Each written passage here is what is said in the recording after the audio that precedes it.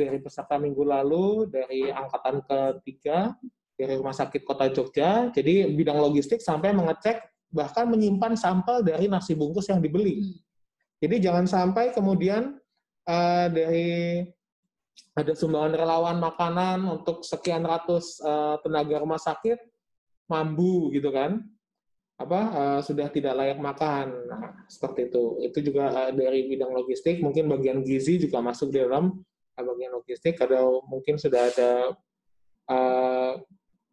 unitnya sendiri di sana.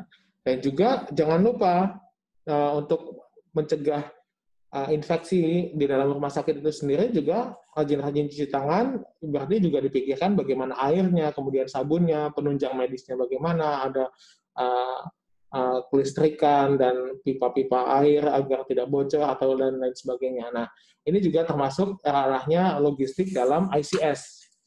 Jadi kalau bisa ini juga ikut andil, dan saya yakin sudah ada bidang-bidang fasilitas di dalam struktur rumah sakit. Nah, ini perlu dikomunikasikan, jangan sampai terlewat. Nah, ini yang tambahan untuk COVID adalah bagaimana keluarga staf.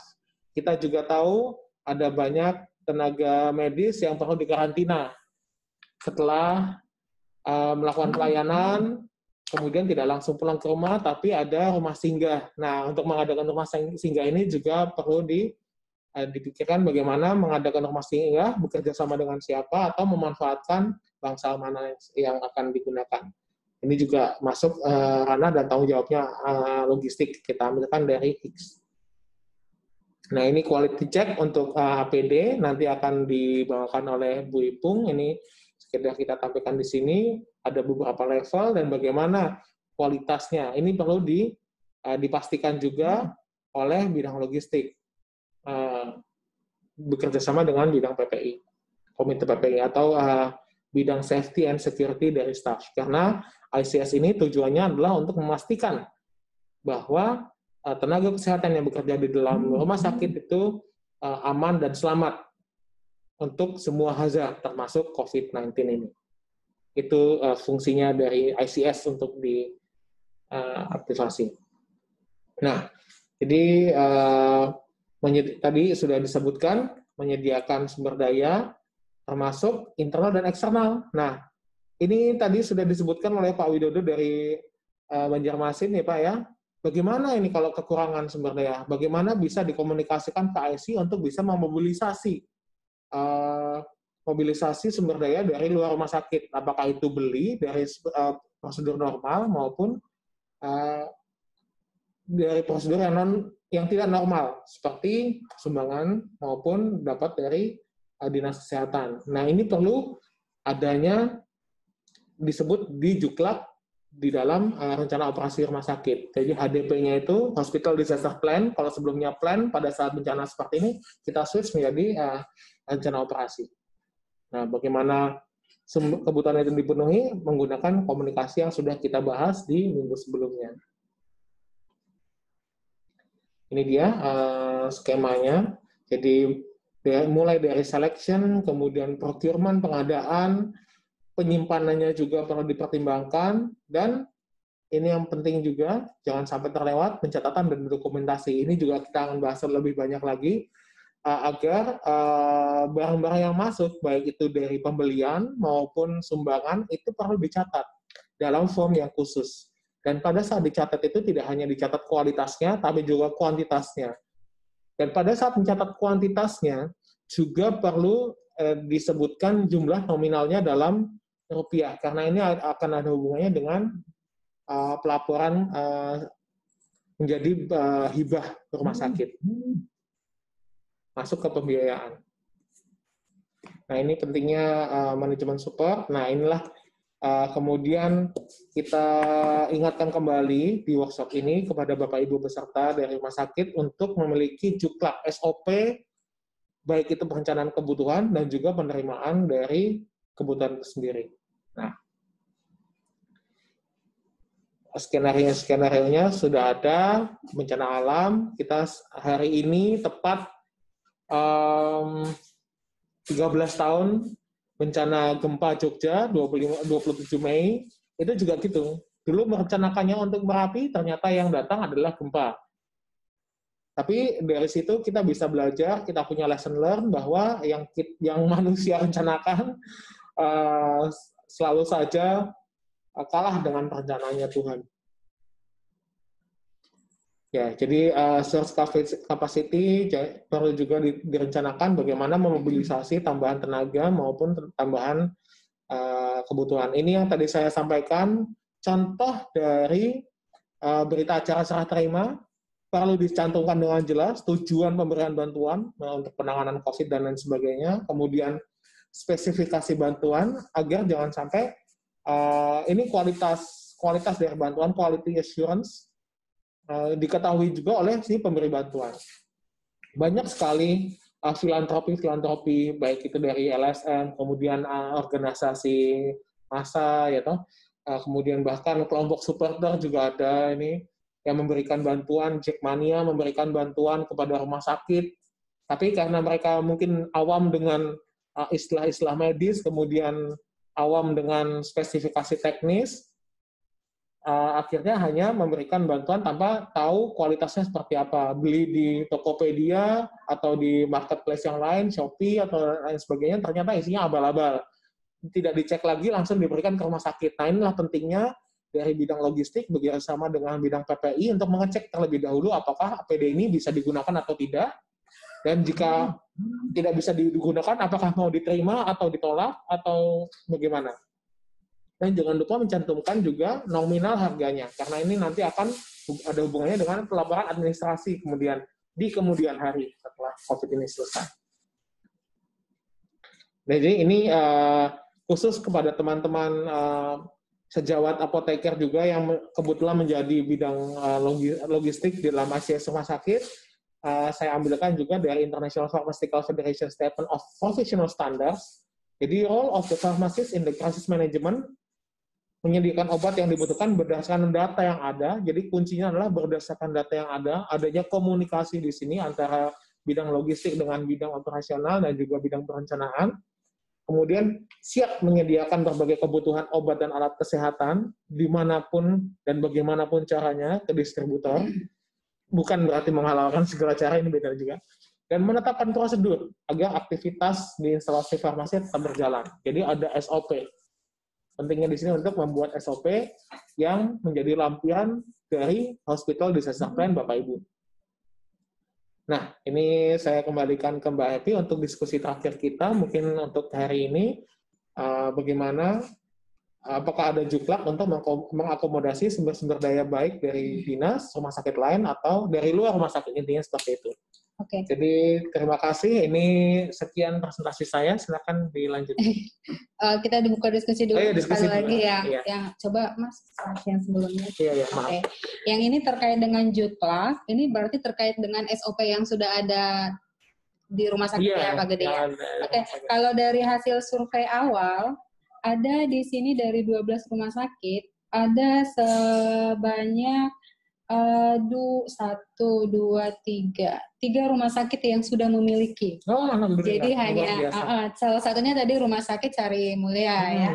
Dan kita sudah memiliki, dan ada RSU Sis Al Jupri. Mungkin kita boleh mendengarkan dari Palu dulu, dari RSU Sis Al Jupri Palu terkait dengan juklak ini seperti apa yang ada di sana. Silakan. Apakah masih bergabung RS Sis Al Jupri?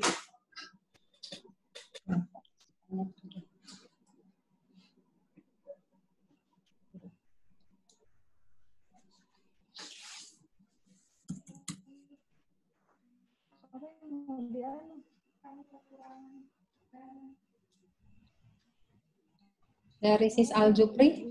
Ya, silakan Ibu.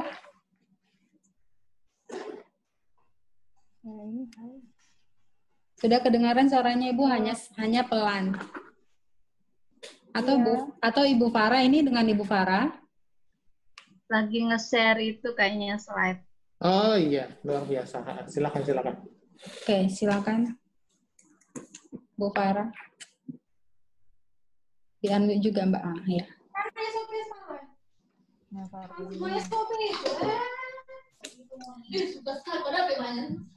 Ini sudah kedengaran, Ibu? Boleh?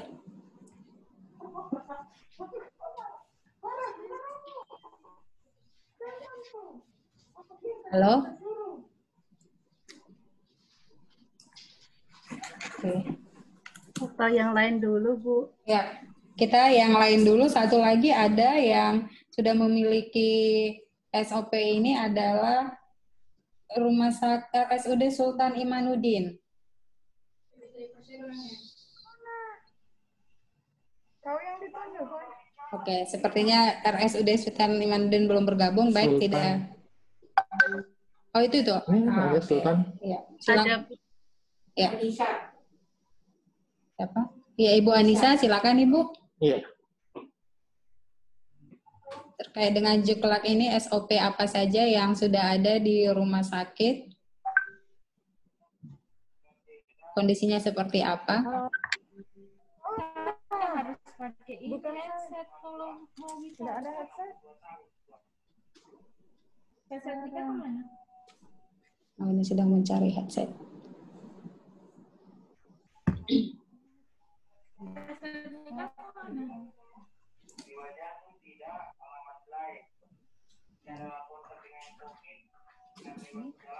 Ini sudah berbicara atau gimana? Oke deh. Belum ya. Belum ya. Oke. Oke, sebelum sepertinya belum. Jadi kalau misalnya ada kesulitan untuk RSUD Sultan Imanuddin dan Aziz Al Jufri, boleh juga via chat nanti disampaikan seperti apa SOP yang sudah ada, karena harapannya bisa menjadi contoh juga atau pembelajaran untuk rumah sakit yang lain.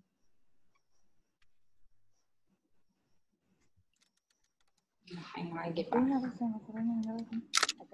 Oke, itu dulu, kita tutup dulu sesinya Pak Gede. Iya, boleh. Ya. Apa-apa. Nanti Atau ini kita... ada dari rumah sakit lain yang raise hand yang bertanya? Soalnya kita sudah udah waktunya. Halo. Ya. Halo. Ya, halo ini. Ya, ini dari Rumah Sakit Sisal Jufri. Oh ya, silakan Ibu. Oke, sudah kedengaran. Ya, kendala atau masalah kami yang dihadapi di Rumah Sakit Sisal Jufri tentang logistik, yaitu masalah APD yang terbatas. Terus berhubung kami rumah sakit swasta, jadi apalagi namanya kebetulan harga APD mulai dari masker, dari surgical gown, handscoon, itu semua terjadi kenaikan harga yang mungkin bukan hanya 50%, tapi menjadi 300%. Jadi mungkin kendala kami di keuangan yang otomatis pembengkakan biaya untuk masalah APD, kebutuhan logistik. Gitu. Ya. Kalau terkait Juklak atau SOP, kira-kira SOP apa saja yang sudah ada ya, Bu? Dalam logistik? Kalau yang logistik itu SOP-nya di sini tentang penyediaan kebutuhan logistik, SOP-nya yang di apa? SOP-nya. Halo? Iya, ya Ibu, masih kedengaran suaranya.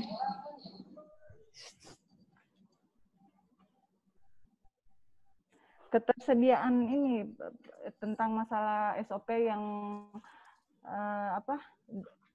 ada donasi masuk yang itu, sama penyediaan alat APD, sama SOP tentang penyediaan rapid test. Itu aja.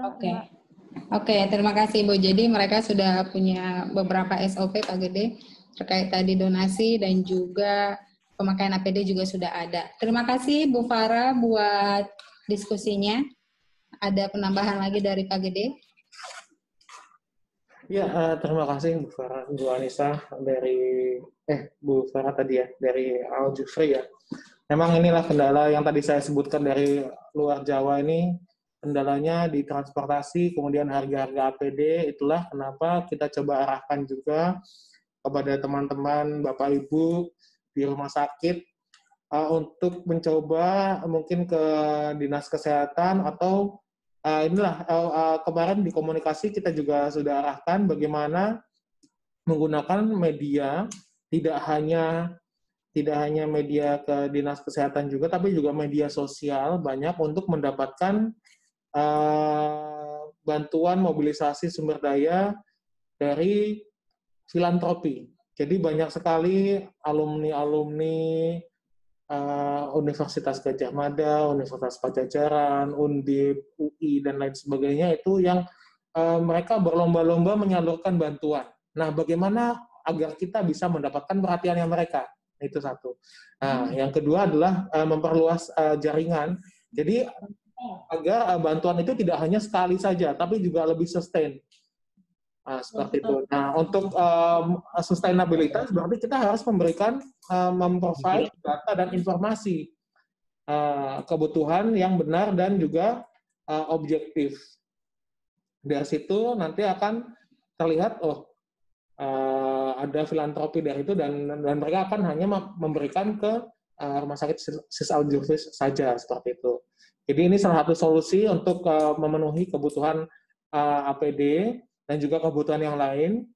Dan alangkah baiknya jika ini juga akan nanti dituangkan menjadi dalam Juklak maupun SOP di dalam HDP-nya. Bagaimana memobilisasi bantuan dari luar rumah sakit seperti itu, Bu. Semoga ini bisa membantu. Tetap semangat ya, Bu. Ya, baik. Terima kasih. Untuk lebih banyak lagi diskusi, nanti kita akan banyak berdiskusi itu di hari Jumat. Kita masuk dulu ke sesi materi yang kedua terkait pemakaian APD. Silakan Bu Ipung. Ya, oke, baik. Terima kasih Mbak Eping. Ya, sama-sama. Bu Ipung, silakan. Pemakaian APD dan zona risiko infeksi. Sejujurnya memproyeksikan kebutuhan dan kebutuhan APD ya? Iya.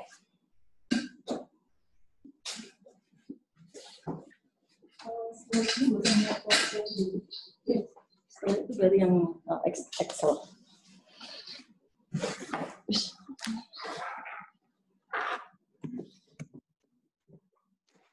Excel belum masuk. Ya. Ibu masih materi yang lama? Masih, sebenarnya ada update tapi belum sempat. Nanti boleh saya kasih yang baru ya. Oke. Jadi saya kasih. Sudah langsung? Bukan. Ya, betul. Ya, tapi judulnya ada di. Oke, saya atur sendiri.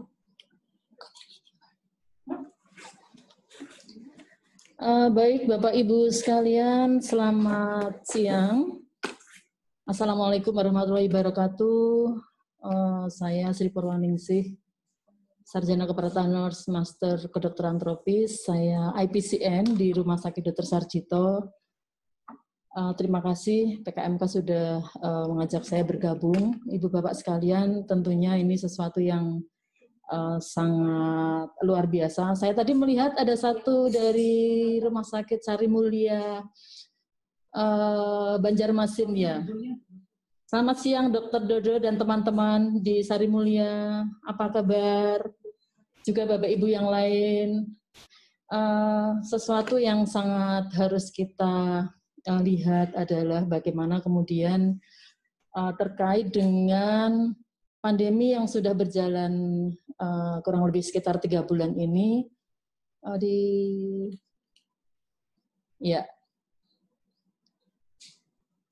ini kurikulum vitae saya Sri Purwaningsih tadi. Saya IPCN di Rumah Sakit Dr. Sarjito dan hari ini sampai dengan hari ini kita sudah menjalani masa pandemi ini kurang lebih sekitar Maret, April, Mei, ya, hampir 3 bulan berjalan.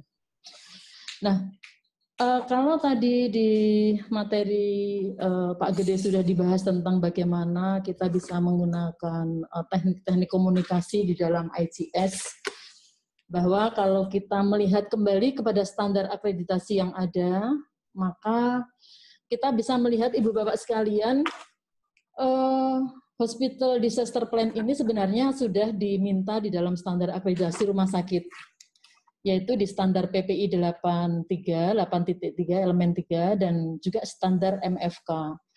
bahwa di sana rumah sakit diminta untuk menyiapkan diri apabila suatu saat ada terjadi lonjakan kasus. Nah, saat inilah terjadi. Menjadi satu yang menguntungkan apabila rumah sakit sudah pernah melakukan simulasi. Ya, simulasi dimulai dari bagaimana merujuk kasus, kemudian bagaimana menata penempatan pasien, bagaimana mengaktifkan kod-kod yang terkait dengan emergensi pandemik, dan kemudian bagaimana insiden commander itu melakukan perintah ataupun komando untuk dipatuhi oleh seluruh lapisan di rumah sakit, termasuk nanti kalau ruang isolasi sudah tidak muat lagi sesuai dengan kapasitasnya, bagaimana ekskalasi pasien, di mana pasien akan ditempatkan, alur pasien masuk, dirawat inap, diterima di klinik, kemudian bagaimana kalau akan menjalani pemeriksaan penunjang untuk ronsen torak ataupun pemeriksaan laboratorium. Nah, ini kalau sudah disimulasikan, ini menjadi sesuatu modal awal yang sangat baik.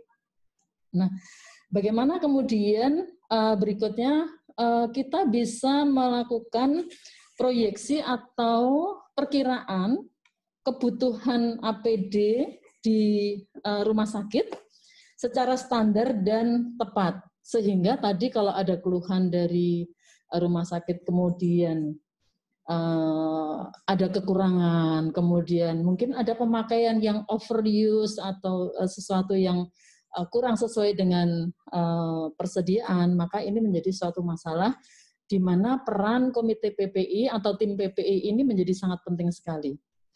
Nah, dalam hal ini Ibu Bapak sekalian, bahwa distribusi kemudian pemilihan APD ini menjadi sesuatu yang sangat penting untuk digunakan secara rasional. Kalau kita melihat APD ini adalah salah satu ya, bukan total ataupun bukan satu-satunya cara untuk memutus mata rantai di dalam infeksi COVID-19 ini, maka kita bisa melihat atau mereview kembali. Tadi Mbak Happy sudah melakukan identifikasi. SPO apa yang sudah disediakan, termasuk diantaranya nanti adalah bagaimana SPO untuk pemakaian APD dan kemudian pemilihannya, di mana akan menggunakan, di mana akan melepas, itu tentunya membutuhkan alur-alur yang ditata. Nah, Komite PPI bersama dengan manajemen dan unit kerja terkait ini akan membuat satu alur ataupun satu kesepakatan bahwa ini akan ditata, termasuk nanti diantaranya pada saat pasien harus transfer, pasien harus dilakukan tindakan operasi. Baik, apa sih sebenarnya yang kita waspadai di dalam transmisi COVID kalau kita melihat dari aspek APD? Kita mengingat kembali bahwa sebenarnya COVID-19 ini kembali lagi menular melalui droplet. Kemudian pada saat setelah melayang-layang sebentar karena ukuran virusnya lebih dari 5 mikron, maka kemudian dia akan hinggap ataupun akan menempel di permukaan. Sehingga transmisi ini menjadi transmisi kontak yang harus kita lengkapkan regulasi atau SPO kita adalah dengan bagaimana pembersihan permukaan. Menjadi penularan airborne kalau ada tindakan-tindakan yang sifatnya prosedur medis dan menghasilkan aerosol. Ya, jadi artinya, kenapa kemudian ini kita harus ingat? Karena nanti untuk menata, pada saat saya melakukan kegiatan yang mana saya harus memilih dengan penggunaan APD tertentu. Kapan melakukan penambahan dengan APD level 3, meskipun sebenarnya kalau di guidance-nya WHO itu tidak dikatakan di sana itu level-level, tetapi bahwa di area-area atau zona-zona tertentu itu kita menggunakan adalah dengan kewaspadaan kontak, kewaspadaan droplet, dan kewaspadaan airborne itu adalah menjadi bahasa komunikasinya. Baik, prinsip pencegahan PPI, cuci tangan, kami ingatkan kembali Ibu Bapak sekalian, hand hygiene menjadi satu kebutuhan yang sangat urgent, kemudian tidak hanya menggunakan larutan berbasis alkohol, tetapi juga menggunakan sabun. Itu bisa digunakan untuk pada saat kita setelah selesai kontak sesuai dengan panduan WHO ya. Jadi 5 moment WHO yang kita pakai. Di samping yang lain yang tidak kalah pentingnya adalah etika batuk. Ya. Nah, bagaimana kemudian pengaturan alat pelindung dirinya? Ini akan bermanfaat pada saat kita akan menghitung kebutuhan. Tentunya rumah sakit sudah membuat satu rekayasa zonasi di mana diharapkan tidak banyak atau masih ditemukannya area-area merah yang terdistribusi di sebagian besar area rumah sakit. Nah, untuk area-area merah di mana ada pelayanan langsung terhadap pasien COVID-19, itu rekayasa untuk zonasinya adalah pada red area atau area merah.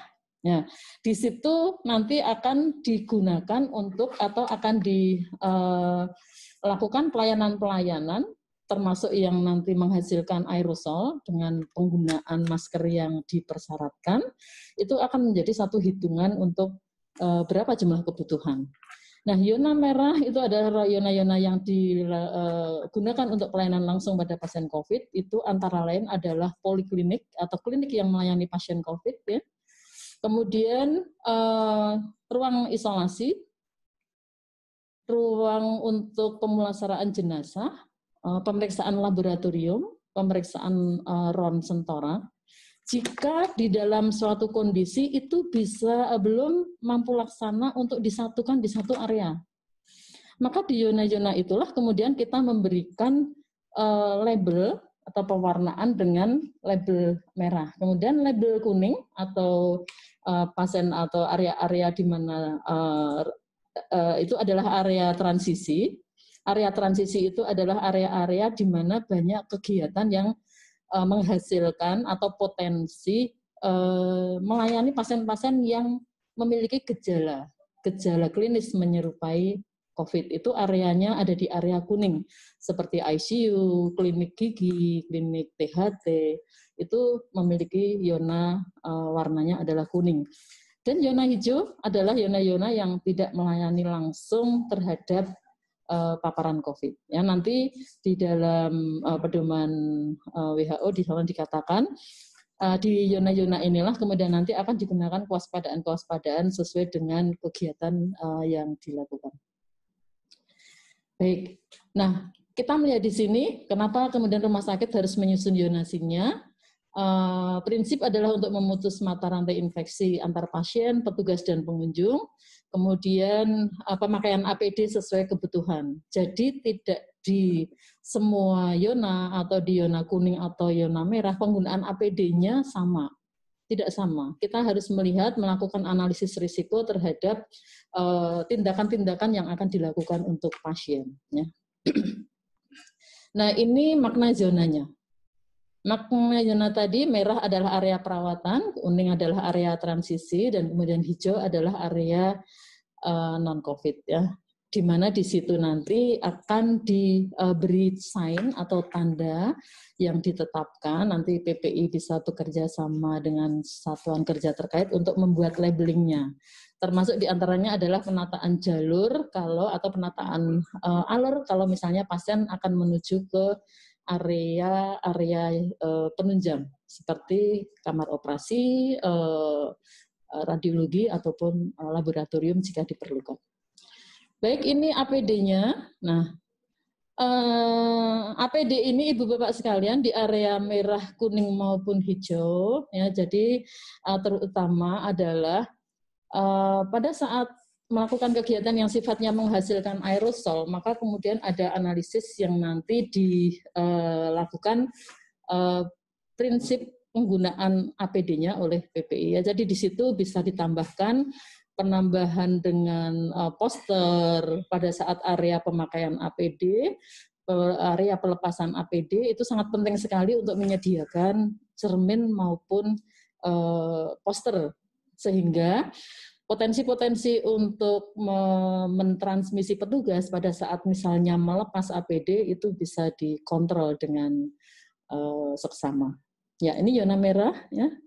Ini contoh, ini di ruang isolasi karena ada rumah sakit yang kemudian semua pasien-pasien yang melalui proses screening akan masuk ke ruang isolasi IGD. Nah, persyaratan adanya ruang isolasi ini menjadi suatu keharusan. Ya, klinik COVID, kemudian ruang isolasi untuk rawat inap dewasa dan anak, laboratorium itu ada di zona merah. Ya. Peta tadi sudah kita bahas ya, termasuk diantaranya bagaimana kemudian nanti kalau petugas swab akan melakukan tindakan dan seterusnya. Ya, ini di screening poli-COVID, kalau di rumah sakit Ibu Bapak sekalian ada. Satu hal yang penting adalah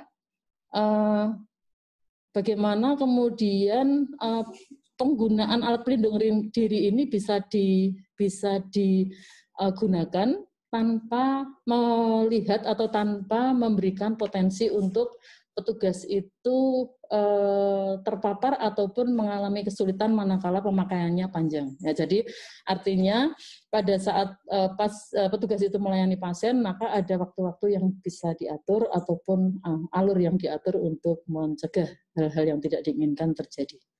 Jaga jarak kontak minimal, ya, physical distancing itu menjadi satu keharusan meskipun petugas ini sudah melakukan penggunaan APD dengan seksama.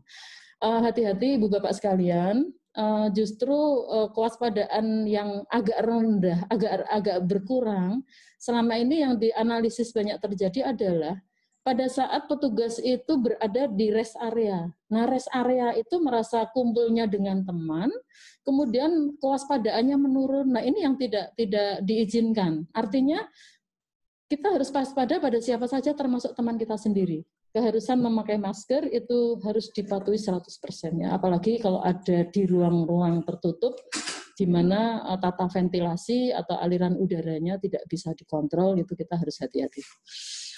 Ya, ini ruang assessment. Ruang assessment itu adalah ruang yang lebih dalam, tadi screening, kemudian ruang assessment. Jika itu ada, maka kemudian penggunaan baju khusus, hanjincho ya dalam bahasa umumnya sering digunakan, itu menjadi satu kebutuhan yang diperhitungkan. Namun demikian, satu hal yang penting di sini dilihat adalah pakaian kerja yang digunakan oleh teman-teman di area merah itu tidak boleh digunakan untuk pergi ke area lain atau pulang ke rumah tanpa berganti baju. Jadi prinsip baju yang dipakai adalah baju yang sudah disediakan oleh rumah sakit.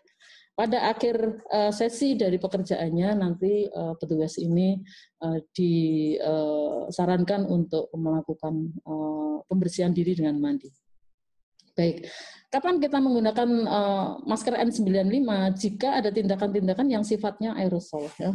Itu menjadi satu hal yang pelik pada saat sekarang ini ketersediaan masker tidak konsisten. Ya, jadi banyak rumah sakit yang sudah mulai mengupayakan dengan proses reuse atau pemanjangan pemakaian. Nanti kita bahas. Ya, ini triase IGD, ya, jadi penggunaan alat pelindung dirinya ini adalah karena triase itu adalah stase pertama di mana pasien ini diterima oleh petugas, maka kemudian penggunaan kimono, masker bedah ya, karena tidak ada tindakan, dan penggunaan penambahan face shield. Penggunaan face shield ini menjadi tambahan barier yang digunakan oleh petugas. Ya, itu secara umum, maka kemudian silahkan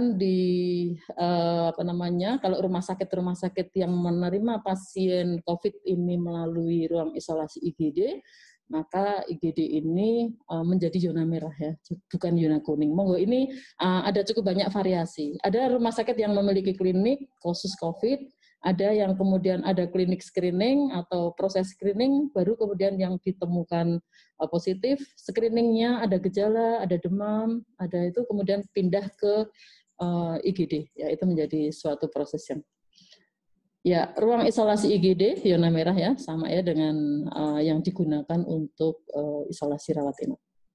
Ya, ini di rawat inap. Rawat inap ini karena di sana banyak dihasilkan potensi-potensi untuk aerosol, termasuk diantaranya ruang rawat yang dilengkapi dengan fasilitas ventilator. Ya, jadi potensi-potensi risiko tertinggi berdampak pada petugas itu bisa digunakan, pencegahannya adalah dengan penggunaan alat pelindung diri secara seksama termasuk masker N95. Nah, masker N95 nanti perpanjangan waktunya bisa digunakan sampai dengan 1 shift. Nah, nanti ada upaya-upaya yang bisa diatur. Untuk mempertahankan 1 shift itu bisa dipakai ulang seperti apa? Sekarang sudah banyak upaya untuk melakukan perpanjangannya adalah dengan cara sterilisasi menggunakan plasma dan lain-lain. Dan juga cara-cara yang lain yang membutuhkan waktu untuk masker ini diistirahatkan terlebih dulu, misalnya adalah dengan diangin-anginkan. Ya, ini nanti menjadi penghitungan untuk kebutuhannya. Nah, ini untuk petugas pengambil swab, mohon Ibu Bapak sekalian, di dalam menghitung kebutuhan, mohon tidak lupa kontainer icebox yang dipakai untuk media VTM. Nah, mata rantai dingin ini selain tadi ini APD, kita kan sudah tahu jenis dan jumlah yang dibutuhkan ya. Nah, mata rantai dingin untuk menjaga agar VTM tetap dalam mata rantai dingin yang stabil, itu Ibu Bapak harus menyiapkan icebox yang dengan dry ice dan dihitung kebutuhannya. Misalnya contoh, hari ini ada swab adalah untuk pasien 3 misalnya. Nah, VTM yang dibawa petugas pada saat awal bekerja, sampai dengan nanti sudah berisi media yang diambil dari swab, itu tidak boleh berada di dalam suhu yang tidak bisa dikontrol mutunya. Ya, artinya VTM icebox itu adalah alat yang harus seksama dikelola beserta dengan mata rantai dingin yang bisa dipertahankan secara konsisten.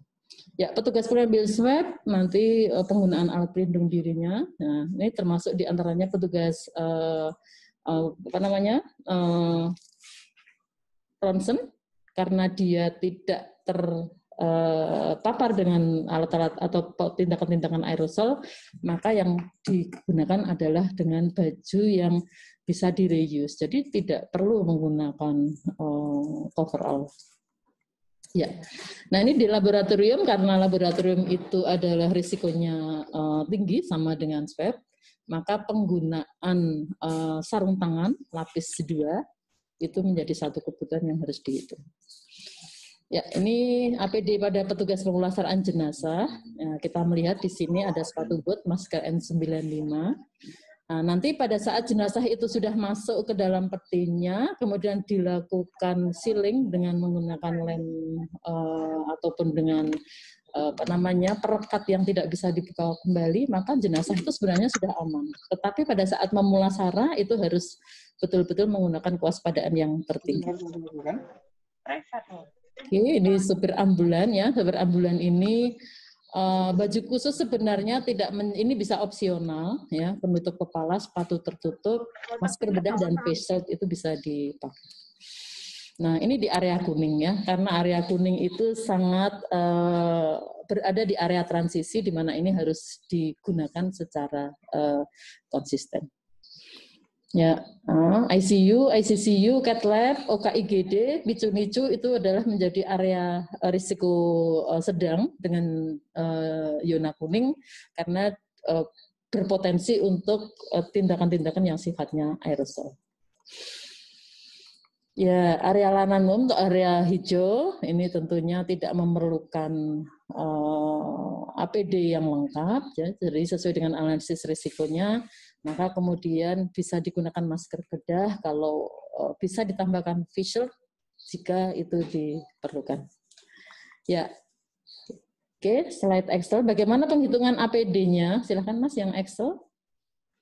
Nah, penghitungan APD Ibu Bapak sekalian karena APD ini menjadi sesuatu yang menjadi isu global terkait dengan ketersediaannya saat ini. Maka kita bisa menggunakan satu miniatur penghitungan. Area-area mana tadi yang ada di area merah, kemudian area kuning. Bukan yang itu. Ya, yang Excel. Nah,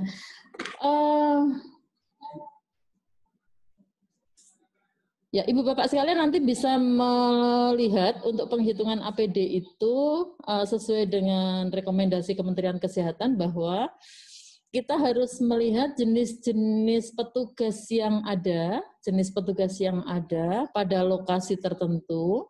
Misalnya contoh di ruang isolasi COVID. Ruang isolasi COVID di mana dirawat misalnya 5 pasien, maka yang bisa kita hitung adalah sistem penugasan yang pertama untuk dokter, untuk perawat, ataupun untuk petugas lain misalnya seperti penyaji makan, jika itu ada atau diizinkan, maka itu akan menjadi salah satu cara ataupun elemen dari penghitungnya. Kita bisa melihat misalnya contoh pada saat shift pagi itu ada berapa sih petugas yang kontak dengan pasien. Misalnya contoh kita ambil DPJP. Nah, untuk bagaimana mengefisienkan APD, Ibu Bapak sekalian, maka penugasan ini sesuai dengan kesepakatan peer group dari masing-masing KSM. Tentunya misalnya ada 5 DPJP, kan tidak harus DPJP ini memegang setiap pasien. Nah, nanti bisa dihitung atau bisa dilihat misalnya contoh. Kalau kita di ruang isolasi itu ada 5 pasien, minggu ini DPJP yang mana yang diberi tugas untuk mengelola seluruh pasien yang ada. Nanti secara bergantian, hal ini bisa dibuat atau bisa dijadwalkan berulang.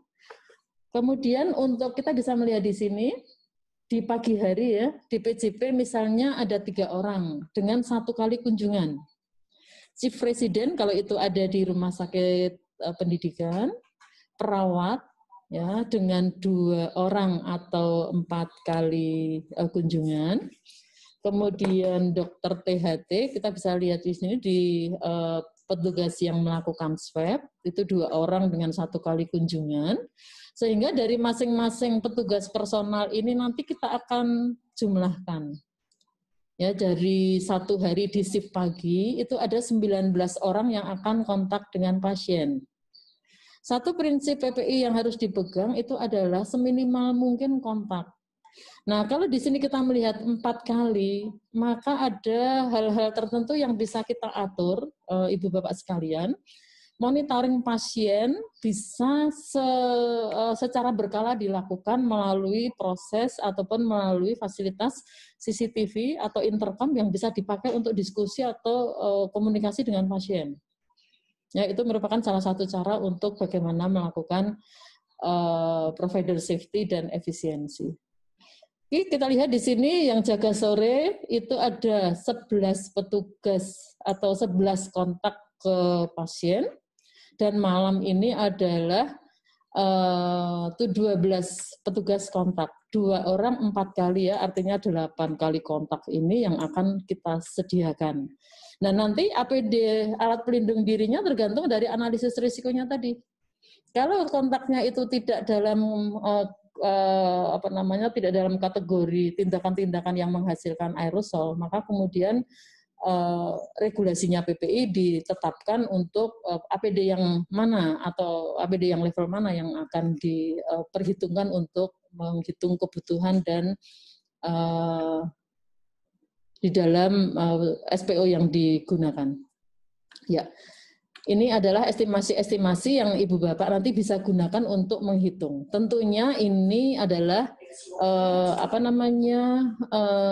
sebagai salah satu referensi. Kalau rumah sakit Ibu Bapak bukan rumah sakit pendidikan, tentunya PPDS, Chief Resident maupun Resident ini tidak ada ya. Artinya dokter DPJP, kemudian perawat, pramuhusada, pekarya rumah tangga atau cleaning service, kemudian pramusaji, jika itu diizinkan masuk. Jadi regulasi tadi menjadi satu hal yang penting sekali. Prinsip seminimal mungkin orang kontak itu adalah menjadi satu kebutuhan yang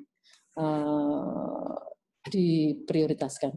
Nah, nanti dari hitungan harian tadi, Bu Bapak sekalian, kemudian nanti akan dilakukan perekapan per minggunya.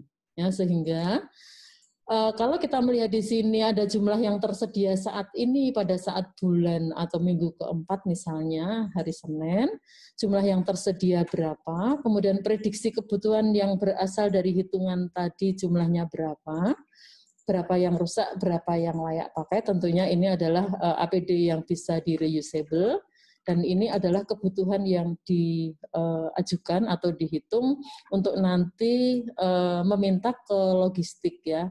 Nah, yang bisa kita lakukan adalah bahwa di tim logistik rumah sakit ada perawat IPCN yang harus stay di sana. Sehingga pada saat satuan kerja itu mengajukan permohonan, maka analisis kebutuhan dan penggunaannya akan dilakukan oleh IPCN yang bersangkutan ya, sehingga nanti pemakaiannya bisa melalui atau menggunakan bis efisiensi. Baik, saya kira itu presentasi saya. Terima kasih Ibu Bapak sekalian, semoga sehat senantiasa. Mohon maaf lahir batin. Assalamualaikum warahmatullahi wabarakatuh. Saya kembalikan pada Mbak Happy. Ya, terima kasih Bu Ipong. Jadi tadi Bapak Ibu sudah mendengarkan banyak ya terkait bagaimana pemakaian APD ini pada zona merah, zona hijau, zona kuning. Dan tadi juga ditampilkan terkait zonasi. Jadi prinsip menyusun zonasi ini seperti yang dikatakan Bu Ipong untuk memutus mata rantai penularan di lingkungan rumah sakit itu sendiri. Kita akan membuka sesi diskusi. Silakan Bapak Ibu yang ingin bertanya boleh langsung raise hand. Dan Resi Pati, Bu. Ya, oke. Boleh full screen dulu, Mas. Oke. Pertanyaan via chat dari RSUD Tarakan. Kita ke RSI Pati dulu yang sudah raise hand. Ya. Silakan dari Ibu Bapak RSI Pati untuk di-unmute. Kita dari sini sudah unmute mikrofonnya. Terima kasih. Assalamualaikum warahmatullahi wabarakatuh. Waalaikumsalam warahmatullahi wabarakatuh. Mohon izin bertanya, Ibu, bagaimana kalau misalnya rumah sakit kami itu tidak bisa memisahkan antara jalur transportasi pasien yang ke laboratorium dan ke radiologi.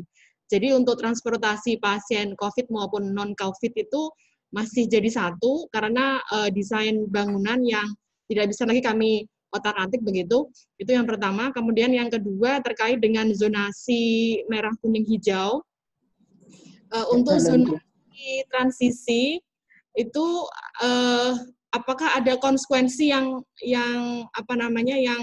bisa kita berlakukan ketika kita memberikan penanda kuning pada zona tersebut, karena di zona itu juga dipakai untuk pelayanan pasien non COVID gitu.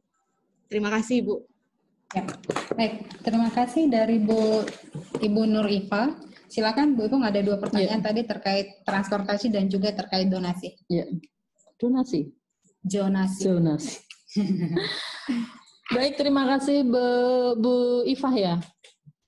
Bu Ifah dari Pati ya, Bu Nur Ifah. Apakah ada poliklinik atau klinik yang dipakai untuk pelayanan COVID ya tadi ya? Ada, kami menyediakan 1 poli khusus. Cuman untuk pemeriksaan penunjangnya yaitu labora dan radiologi itu tempatnya masih jadi 1 untuk pelayanan penunjang untuk pasien yang non-COVID begitu.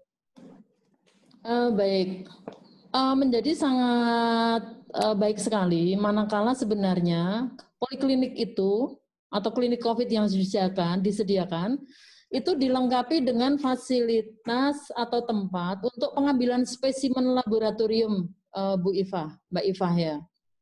Artinya kita tidak akan membuat atau kita tidak akan memiliki zonasi merah di banyak tempat. Pengambilan spesimennya bisa dijadikan satu dengan klinik. Nah, nanti spesimennya yang kemudian nanti dikirim ke laboratorium tanpa pasien harus ke sana, Mbak Ifah. kalau misalnya untuk radiologi kan kami juga tidak memiliki mobile ronsen begitu ya Bu. Baik. Kemudian untuk sampel radiologinya bagaimana? Kalau untuk radiologi, jika tidak tersedia X-ray portable, barangkali ini menjadi satu hal yang memang pasien harus datang ke sana. Ya. Tetapi kita paling tidak kan kita sudah meminimalkan risiko atau potensi transmisi dari tindakan pemeriksaan laboratorium. Memang menjadi ideal manakala klinik COVID itu sudah dilengkapi dengan X-ray portable sehingga radiologi bisa dilakukan di tempat itu, pemeriksaan laboratorium, pengambilan spesimennya di situ, termasuk swab-nya. Ya, pengambilan swab nasofaring itu juga dilakukan di klinik sehingga pasien tidak perlu kemana-mana. Namun demikian, jika fasilitas X-ray portable itu belum bisa disediakan, maka monggo silahkan alurnya dibuat. Jadi dari klinik COVID itu nanti akan dipasang apa sebagai sign untuk menuju ke radiologi. Sehingga nanti pasien tidak lagi bertanya-tanya radiologi, sisih ngendi, itu enggak seperti itu. Jadi ikutin aja sign itu untuk menuju radiologi. Begitu Mbak Iva? Ya, ya kalau laborat bisa diupayakan untuk dijadikan satu ya. Hanya pengambilan spesimennya. Nanti pemeriksaannya ada petugas yang periodik membawa bahan pemeriksaan itu ke laboratorium. Jadi petugasnya yang jalan, bukan pasiennya yang menuju ke laboratorium. Itu sudah salah satu upaya untuk memutus potensi risiko untuk penularan pada orang lain. Terima kasih Bu. Sama-sama Mbak Iva. Sukses Mbak Iva, semangat. Sangat baik, terima kasih. Ibu, ini ada pertanyaan sebelum ini, ada juga partisipan yang udah resign, tapi kita ke pertanyaan via chat dulu dari RSUD Tarakan. Atau boleh langsung saja dari RSUD Tarakan disampaikan secara lisan, Bapak? Kita unmute dari... Soalnya pertanyaannya panjang juga. Boleh biar langsung enak, biar kita langsung saling diskusi. Silakan RSUD Tarakan, kita sudah unmute. Oh iya, boleh. Bentar ya Bu, unmute-nya ya. Makasih Bu. Ya. Saya kedengaran? Kedengaran Ibu. Makasih, kami dari Rumah Sakit Tarakan. Tadi ada 2 pertanyaan Bu. Yang pertama terkait dengan jika kita mendapatkan APD yang donasi dari berbagai sumber, misalnya kadang dapat dari BNPB atau dari masyarakat juga memberikan APD. Untuk APD yang didonasi itu, pencatatannya, pelaporannya seperti apa? Apakah harus dicantumkan rupiah dengan harga perkiraan sendiri, atau dibuat harganya jadi 0 karena itu merupakan hibah? Oke. Pertanyaan yang kedua, tadi saya lihat juga dalam logistik kita harus memikirkan untuk makanan bagi karyawan, makanan dan vitaminnya itu ya. Nah ini kalau jumlah pegawai kita ini ada banyak, ada sekitar 1.000 orang. Nah kalau misalnya tadi untuk makanan itu apakah diberikan hanya untuk untuk pegawai yang menangani COVID atau semua pegawai yang diberikan, karena kita berada dalam lingkungan rumah sakit rujukan COVID di sini. Terima kasih Bu. Oke. Itu saja Bu, hanya 2 pertanyaannya. Ya, sementara itu saja dulu. Oke, baik. Terima kasih. Ini dengan Ibu siapa, Mohon maaf? Saya dengan Ibu Nia, Kepala Bidang Penunjang Medis. Oke. Ya, terima kasih Ibu Nia. Jadi tadi itu Ibu Ipung ada 2 pertanyaan. Sebenarnya pertanyaan yang pertama ini terkait dengan materinya Pak Gede. Tapi ini Pak Gede sedang sholat, jadi nggak apa-apa, nanti Bu Ipung juga bisa membantu menjawab terkait pencatatan bantuan ini apakah sebaiknya dicantumkan harga. Kemudian yang kedua terkait dengan konsumsi ini sebaiknya diberikan ke semua pegawai yang menangani COVID atau seperti apa? Silakan. Namanya Bu siapa? Bu Nia. Selamat siang Bu Nia dari Tarakan. Selamat siang Bu. Ya, semoga senantiasa sehat teman-teman di sana Ibu. Nah, terkait dengan 2 pertanyaan Ibu, apakah bahan-bahan atau barang dari donasi ini dicatat? Iya, harus dicatat. Yang pertama harus ditetapkan adalah pintu masuk atau penerima donasi itu siapa. Ya, artinya masyarakat yang akan melakukan donasi ke rumah sakit tidak akan mengalami kebingungan manakala ini sudah ditetapkan. Misalnya contoh, karena ini berhubungan dengan dengan publik atau komunitas, misalnya penerimanya adalah bagian humas. Nah, nanti bagian humas ini mencatat seberapa banyak barang-barang donasi yang datang, jenisnya, kemudian berapa jumlah ataupun jenis barangnya, apakah itu misalnya coverall, misalnya masker bedah, masker kain, masker N95 dan seterusnya, semuanya harus dicatat Ibu, karena ini kan logistik ya. Nanti kalau tidak ada pencatatan, nanti monitoring keselamatan, keamanan, dan jumlahnya tidak akan bisa dijalankan. Nah, nanti kemudian, ini hanya ilustrasi ya, Ibu, contoh saja simulasi, nanti monggo silahkan regulasinya masing-masing rumah sakit. Nanti bagian humas yang menerima, karena ini kan harus dipublikasi ya Bu ya. Kita terima kasih, rumah sakit sudah dibantu, itu kan menyenangkan seseorang yang memberikan kalau itu bisa dilakukan. Yang kedua, kemudian diserahkan ke gudang. Nah, misalnya gudang ini dipegang oleh bagian farmasi dengan melibatkan IPCN karena untuk mengontrol analisis penggunaannya. Ya, jadi nanti di sana juga dicatat. Misalnya yang masker bedah, nah itu dipakai untuk siapa? Oh, ternyata banyak masker kain yang disumbangkan dari donasi. Nah, masker kain untuk siapa? Mungkin bisa di-dropping ke teman-teman yang bertugas di poliscreening. Ini adalah untuk pasien-pasien yang berkunjung yang mungkin maskernya sudah jelek, maskernya rusak, dan lain-lain. Masker kain misalnya. Masker bedahnya bisa dipakai untuk petugas-petugas yang berada di area kewaspadaan droplet misalnya. Kemudian nanti pengeluarannya dicatat. Misalnya contoh ruang isolasi kok minta N95-nya banyak banget misalnya. Nah, analisisnya untuk apa saja nih N95 kebutuhannya banyak, itu yang melakukan kontrolingnya adalah IPCN, ditempatkan di situ. Nah, kalau itu donasi makanan, kalau tadi 1.000 karyawan, kemudian apakah 1.000-nya harus diberi makan? Melihat kembali, tolong review kembali PMK 1080 tahun 2016 K3 Ibu.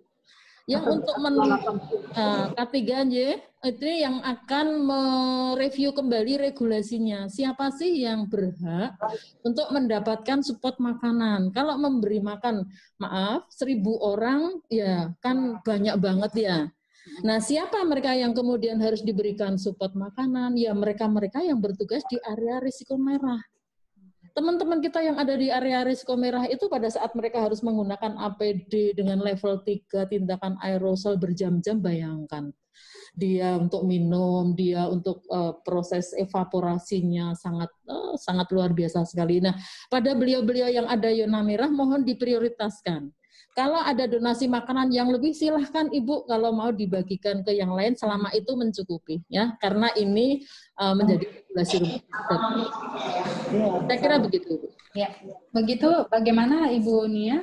Apakah sudah menjawab? Ya, terima kasih jawabannya, Bu. Ya. Cuma masalah harga itu, harga bagaimana? Apakah dicantumkan? Karena kan itu berupa donasi ya. Oh, terkait harga. Atau kita undang Pak Gede nih. Iya, Pak Gede, ada satu pertanyaan harga. Ada satu pertanyaan. Jadi terkait dengan donasi yang didapatkan oleh RSUD Tarakan, ini apakah harus dicantumkan harga? Karena kan ini bisa dalam bentuk hibah atau seperti itu. Silakan.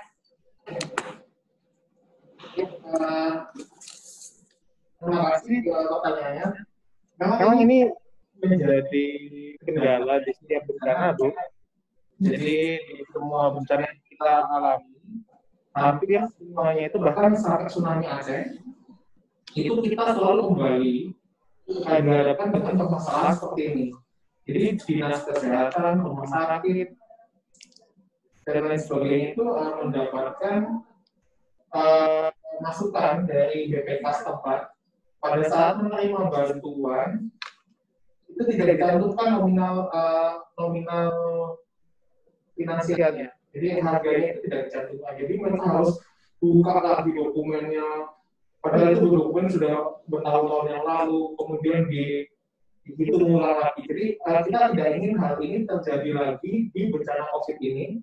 Dan apalagi bencana-bencana yang banyak bantuan datang, itu selalu mendapatkan masalah desakan tsunami seperti ini.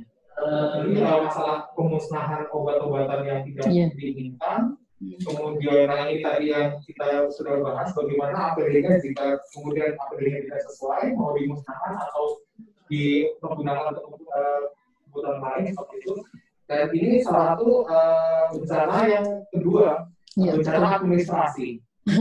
Jadi sebaiknya memang nanti soalnya yang akan mengalami Bapak Ibu sendiri pada saat ada perusahaan, ada audit internal maupun audit eksternal.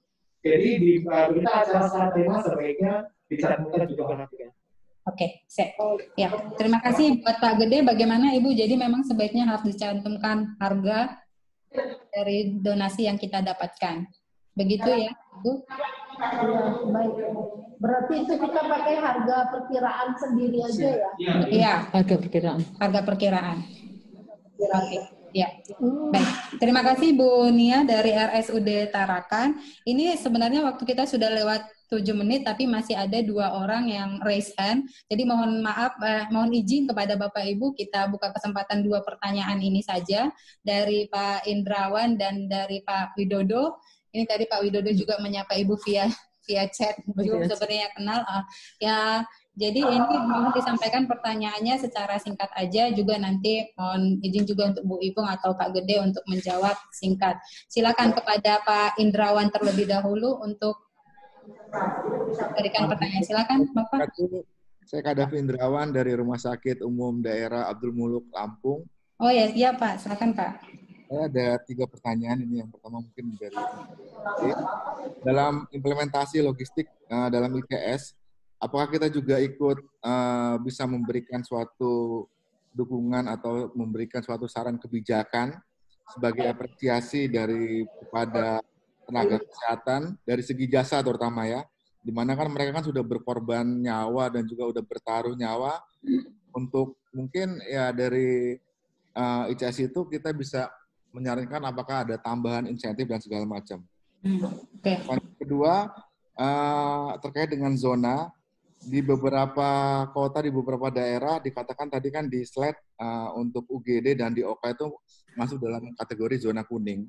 Untuk saat ini sebenarnya sudah agak sedikit berubah, di mana untuk OKA sendiri udah banyak kasus-kasus yang positif dan sudah ke arah zona merah. Begitu juga dengan UGD. UGD banyak juga, kadang-kadang pasien juga datang dengan tidak jujur, tidak mengatakan yang sebenarnya. Beberapa juga hampir terkena dengan dari kasus tersebut. Jadi sehingga dari UGD maupun dari OKA juga di kita itu sekarang udah ke arah ke zona merah. Untuk yang ketiga pertanyaannya, gimana untuk menghadapi dilema di mana hampir semua orang, tenaga kesehatan terutama itu pengennya APD level 3 semua. Kira-kira bagaimana untuk trik-triknya? Di mana kan rata-rata teman-teman tuh udah ada ketakutan tersendiri gitu, di mana kita di Lampung juga udah cukup banyak kasusnya, jadi pengen ini APD level 3 padahal sudah kita tetapkan itu harusnya masih di kategori di APD level 2. Dan juga yang terakhir mungkin bagaimana regulasinya jika misalnya kita ada di ruang perawatan di zona kuning yang tiba-tiba ada pasien dengan perawatan yang positif dari COVID-nya. Kira-kira ada saran dari teman-teman PPI bagaimana? Mungkin seperti itu pertanyaan saya. Terima kasih. Baik, ya terima kasih buat Pak Kadafi. Ini ada 4 pertanyaan ini ya Ibu. Nanti boleh Ibu menjawab singkat. Tapi untuk pertanyaan pertama nanti silakan untuk Pak Gede untuk memberikan jawaban karena ini terkait dengan saran kebijakan dalam melalui ICS terkait dengan insentif atau jasa kepada tenaga kesehatan. Kemudian nanti ini yang terkait materinya Ibu, tadi ada 3 yang saya catat itu di UGD atau OKA sepertinya sudah mulai masuk zona merah. Kemudian pertanyaan kedua itu tentang mereka ini dilema dengan kondisi sepertinya pengen semuanya memakai level 3. Ada ketakutannya. Kemudian yang keempat itu terkait dengan regulasi di zona kuning seperti apa, padahal di sana kemungkinan sudah ada pasien yang positif. Silakan. Baik Pak Kadafi di Lampung ya tadi ya. Abdul Muluk Lampung ya. Nah, perasaan kenal nih. Setuju Pak Kadafi. Tadi di OK maupun IGD zona merah. Memang sekarang pasien-pasien yang datang melalui IGD, meskipun di rumah sakit itu tersedia layanan COVID di poliklinik, maka tidak boleh kemudian dilempar atau dipindahkan ke poli. Tapi diselesaikan pasiennya di ruang isolasi IGD. Karena di standar PPI 8 itu sudah dipersyaratkan isolasi, di IGD harus ada isolasi. Ya, artinya harus dikelola. Setuju menjadi zona merah. Ya, oke. Kemudian IGD, OK. Maka yang perlu di review kembali adalah Pak Kadafi. Ya. OK yang mana yang ditetapkan menjadi OK COVID. Tidak semua OK untuk diberikan titel atau dimasukkan ke dalam area zona merah. Tetapi di rumah sakit monggo direview kembali untuk tindakan-tindakan invasif yang sifatnya itu adalah tindakan operasi, bagaimana sistem screeningnya yang dilakukan. Apakah rumah sakit sudah menetapkan loss? Loss itu level of severity dari pasien-pasien yang akan dilakukan tindakan. Sehingga pasien-pasien yang akan dioperasi itu masuk melalui proses screening, apakah itu perlu dilakukan rapid kemudian sebagai tes awal, dan kemudian jika itu didapatkan positif, maka OK yang mana yang didedikasikan untuk tindakan operasi pada pasien COVID tadi. Otomatis pasien-pasien reguler yang non-COVID kan tetap bisa dilakukan tindakan operasi. Kecuali kalau di rumah sakit itu hanya ada satu kamar operasi, tapi saya kira tidak mungkin ya. Sekarang rumah sakit tipe C, tipe D itu OK-nya sudah jumlahnya banyak. Nah, yang perlu direview kembali, OK yang mana yang didedikasikan untuk tindakan operasi pada pasien COVID. Itu yang akan diberi label ataupun masuk ke dalam zona merah. Nanti alurnya diatur, kemudian doing and donning-nya, penggunaan dan pelepasan APD-nya ditetapkan. Kemudian ada, mohon tidak lupa ada satu denah Bapak, yang harus dilengkapkan di ruang isolasi, di ruang OK, dari mana atau petugas masuk, penggunaan APD-nya, kemudian nanti in charge di tindakan operasi di nuklei area, pelepasan APD di mana, mandi di mana, itu sudah harus dibuatkan petanya atau denahnya oleh PPI dan K3 ya, karena ini menjadi satu hal yang sangat krusial. Ya, jadi saya setuju OK masuk zona merah, tapi OK yang mana? Karena kan tidak semua OK untuk tindakan pasien operasi COVID, tapi yang didedikasikan untuk COVID itu masuk ke zona merah. Kemudian yang berikutnya Pak Kadafi, nakes yang semuanya pada dalam kondisi panik barangkali ketakutan sehingga minta level 3, ini peran pentingnya PPI untuk melakukan edukasi Bapak. Sehingga nanti di regulasinya, panduan. PPI itu under pressure sama dokter-dokter jaga enggak boleh Bapak. Enggak boleh Pak. Mari duduk bersama dan membicarakan hal ini. Ini yang penting, ya. Level 3 hanya dipakai untuk tindakan-tindakan yang sifatnya aerosol. Masker level 3 itu sebenarnya yang membedakan hanya di masker N95-nya, Pak. Ya. Nah, masker N95 yang 8210, 1860, 1680 itu kan sekarang dalam kondisi krisis. Ya. Nah, PPI silahkan membuat inovasi dengan melakukan perpanjangan penggunaan. Mau menggunakan cara apa di pedoman Kementerian Kesehatan sudah disampaikan di sana. Mau cara diangin-anginkan tunggu 3 hari saja baru dipakai lagi. mau digunakan sistem sterilisasi dengan plasma H2O2, tapi mahal biayanya, monggo pilihannya ada di kemampuan rumah sakit. Ya, nanti itu boleh dipakai, tidak ada batasnya, tidak ada batas waktunya selama pemakaiannya masih fit. Ya, selama masih fit mau dipakai 5 hari. Nah, kalau di regulasinya Kementerian Kesehatan PMK 27 itu 7 hari, Pak. Ya. Tapi kan 7 hari itu kan maksudnya harus dilakukan fit testnya dulu. Kalau masih fit, silahkan dipakai lagi. Silahkan Mbak Ebi. Ya, terima kasih. Sudah menjawab ya Pak Kadafi. Biar kita langsung ke Pak Gede. Silakan Pak Gede untuk menjawab pertanyaan Pak Kadafi terkait dengan saran kebijakan dari segi jasa. Melalui ICS ini apakah bisa seperti itu? Iya, makasih Mbak Epi. Betul sekali Pak Kadafi. Ini terjadi di beberapa bencana terakhir yang kita fasilitasi juga. Di bencana di Palu itu ada bidan yang dimobilisasi oleh IPI dan juga teman-teman dari LSM internasional kebetulan mendapat insentif yang lebih besar daripada bidan-bidan yang bekerja di daerah terdampak bencana. Nah ini kemudian ada kesenjangan sosial dan konflik horizontal juga. Nah ini kita jangan sampai terjadi. Oleh karenanya dengan ICS ini salah satu tadi yang kita sampaikan di implementasi logistik termasuk SDM-nya ini juga untuk mengantisipasi hal seperti itu.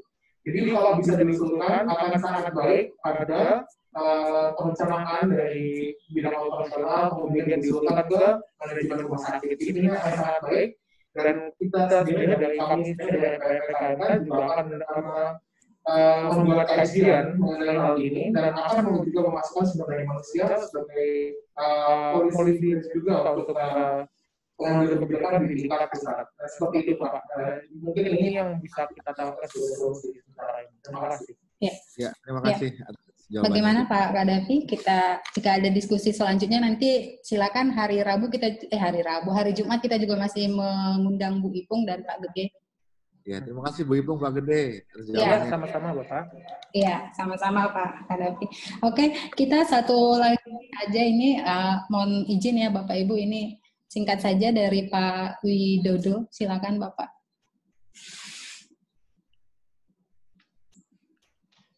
Assalamualaikum warahmatullahi wabarakatuh. Innalillahi Bapak izin Bu Ipung. Sama-sama Pak Dokter, aduh. Hari mulia. Alhamdulillah. Ini aja Bu Ipung mau menanyakan tentang tadi pelaporan rekapan tadi. Sebenarnya kita sudah lakukan rekapan, tapi tidak merekap secara per unit ya. Kalau Bu Ipung ini kan di Excel-nya kan ini kan per unit ya. Kalau kami dilakukan misalkan bukan per unit ya, tapi menyeluruh bisa nggak Bu Ipungnya? Itu aja Pak. Mungkin jadi pencatatannya tetap kita lakukan. Jadi setiap pengambilan dari unit emang masuk, tapi kita selama ini yang kita lakukan menyeluruh sih, tidak